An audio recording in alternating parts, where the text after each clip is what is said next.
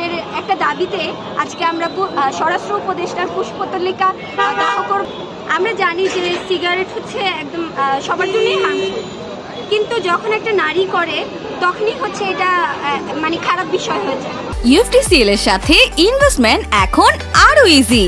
আমাদের নিজস্ব trading app UFT ফার্স্টে পাচ্ছেন শেয়ার বাজারের সম্পূর্ণ সমাধান, এনলিস্টেড কোম্পানির অ্যানালাইসিস থেকে শুরু করে রিয়েল টাইম আপডেট, সবকিছুই এখন এক প্ল্যাটফর্মে।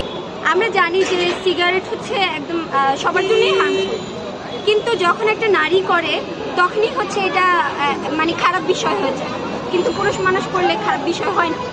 তো সেই ক্ষেত্রে ওদেরকে তারপর হচ্ছে মোরাল পুলিশিং তো করছে, তারপর হচ্ছে ওদেরকে যখন সে বলছে যে আমি তো এখানে সবসময় খাই, তো আজকে খাইলে সমস্যা কি, তারপর ওকে হচ্ছে বেশ্যা বলে গালি দেওয়া হয়, তারপরে হচ্ছে সে হচ্ছে ফাইট ব্যাক করে।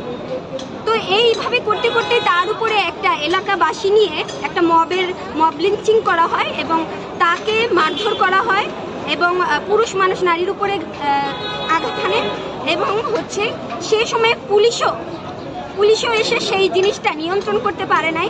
পরবর্তীতে পুলিশের কাছে যাওয়ার পরেও হচ্ছে বিষয়টা হচ্ছে মানে সালিশিভাবে মীমাংসা করার জন্যই আমাদেরকে পরামর্শ দেওয়া হচ্ছিল। আমরা জানি যে এই ধরনের সেন্সিটিভ জায়গায় হচ্ছে নারীর হচ্ছে মানে যে কোনোভাবে একটা মব লিঞ্চিংয়ের মাধ্যমে মানুষের প্রাণও যেতে পারত। এই সময়ে স্বরাষ্ট্র উপদেষ্টার যে আইন শৃঙ্খলা বাহিনী যে গণ অভ্যুত্থানের পরে নারীর ধর্ষণ হচ্ছে, খুন হচ্ছে, ছিনতাই হচ্ছে, এই ধরনের কোনো রকমের কর্মকাণ্ডে স্বরাষ্ট্র উপদেষ্টা কোনো রকমের মানে আমরা কোনো রকমের সফলতা দেখি নাই, ব্যর্থতাই দেখেছি। ক্রমাগত এই ব্যর্থতাই আজকে হচ্ছে লালমাটিয়ায় হচ্ছে নারীর উপরে এই নির্যাতনটা একটা কারণ হয় এবং সেই জেরেই আমাদের একটা দাবিতে আজকে আমরা স্বরাষ্ট্র উপদেষ্টার পুষ্পতলিকা দাহ করব এবং এই দাহের মাধ্যমেই আমরা একটা দাবি জানাবো।